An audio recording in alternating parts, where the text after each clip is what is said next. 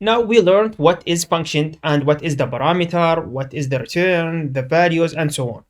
Okay, but now what if I want to add for this fun one more than parameter 1 and parameter 2? I want a lot of parameters. How to do that?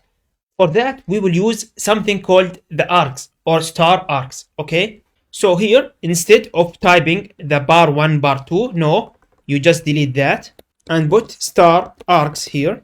And when I return here, I can put 10, 20, 30, 40, and so on. Okay, actually, let's delete this print statement and the return value as well. And the I here, I don't need that. And actually, I don't need to print anything. I just want to call the function, and I will do the print inside the function, which is like this. And here, let's delete this. It's okay.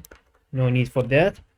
Yeah. So you can see that now, and when I am inside the function one, args, I put a lot of arguments, and all of them are integers. Now I can just print these arguments by doing the args like this. Okay, so let's print that and see what will happen.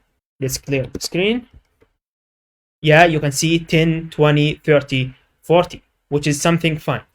And of course, if I want the first argument or the second argument, I will need to put 1, which is 0, 1. Okay, so let's save that and test if it is working. Yeah, you can see this time now it is 0, 1, which is the 20 value. Okay, so far so good. Now another thing, we can use something called key arguments or the keyword arguments. Okay, and for that I will put that inside the parameter for the function or the argument. So here you can put 2 stars and key from the kid character w args. Okay, like this.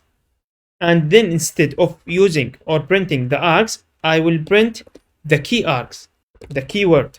Okay, but actually, what is the keyword args? So here, when you put this thing, which is var1 equal 11, for example, and var2 equal 12.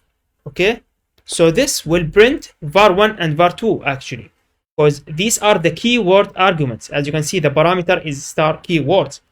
Okay, so let's run this and check this out. Actually, it's better.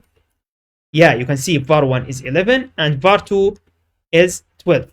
And actually, for the keywords, actually, this is something familiar. We already saw that. This is the dictionary. So if I put here and put in double quotation var1, for example, and I return here and test it out, you can see that we just printed the var1, which is the 11, which is, as you can see, this is the dictionary. Okay, but the args is like the list. All right, thanks for watching. I will see you in the next lecture.